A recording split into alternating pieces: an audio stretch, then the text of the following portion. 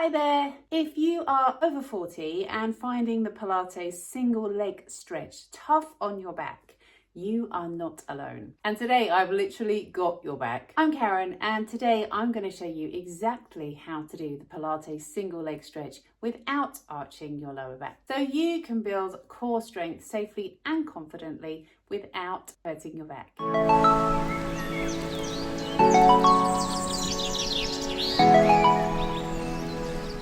Get started on your mat. So we're going to lie down on your mat, back flat on the floor, shoulders relaxed, feet and knees around hips width apart, and your feet flat on the floor. And the first thing I want you to notice is what your back is doing here.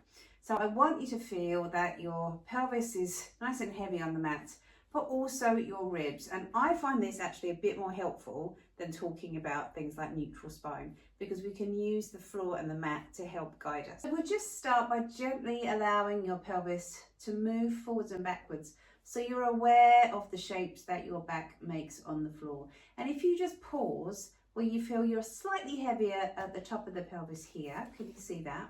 So we haven't got a massive arch underneath your lower back, but I want to feel that I'm spreading my ribs out on the floor.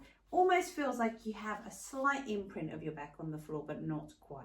Now let's take one knee in towards your chest so you can feel that. And then we're going to bring the other knee in towards your chest. So now you can feel that lower back pressing into the floor and you're aware of how your back moves. So from here to here, which is pretty much how the back is going to move in the exercise. So if you let one knee lift up over your hip here, which is our setup position, and then the other knee lifts up. Now, if you find at that point that your back is lifting off the floor, one thing you could do is just take a cushion and pop it underneath your hips. And I find this useful for people who are a little tight in the hips or have got quite a pronounced arch in the lower back. And that's going to enable you to feel, okay, my ribs now feel a bit more secure, my pelvis more secure. So try that again. Just let your knees lift over your hips.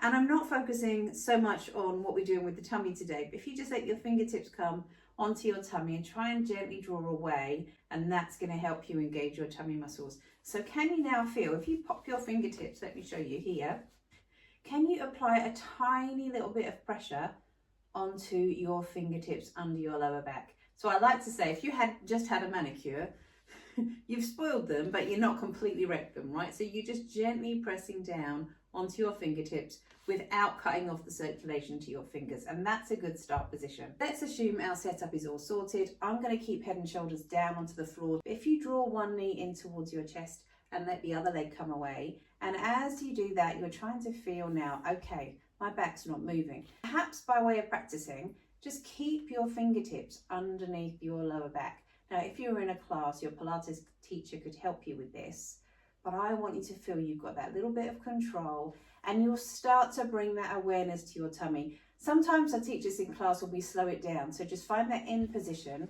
fingertips underneath your lower back, gently press down, press the ribs down, then come back in and try that on the other side. And all that's going to do is, by slowing it down, start to get your brain thinking about this connection through your tummy. We're not thinking about how far you can get that leg. What we're thinking about is maintaining this control here. So it's all about this control and that back gently pressing down into the floor. If you feel taking that leg further away causes your back to arch, then just have that leg higher.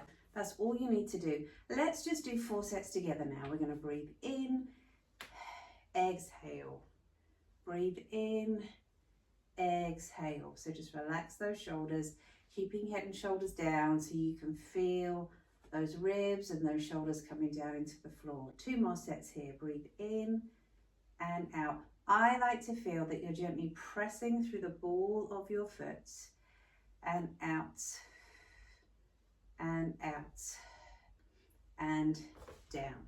Brilliant job. How was that? Just remember, it's not about how low your legs go or looking at the person next to you and seeing what they're doing. It's about how stable your core and your spine stay, which is really the purpose of the exercise. And if you found this helped you feel more in control and supported during your workout, do go ahead and give me a thumbs up and subscribe to my channel for more Pilates and resistance training tips for women over 40. Your body will thank you.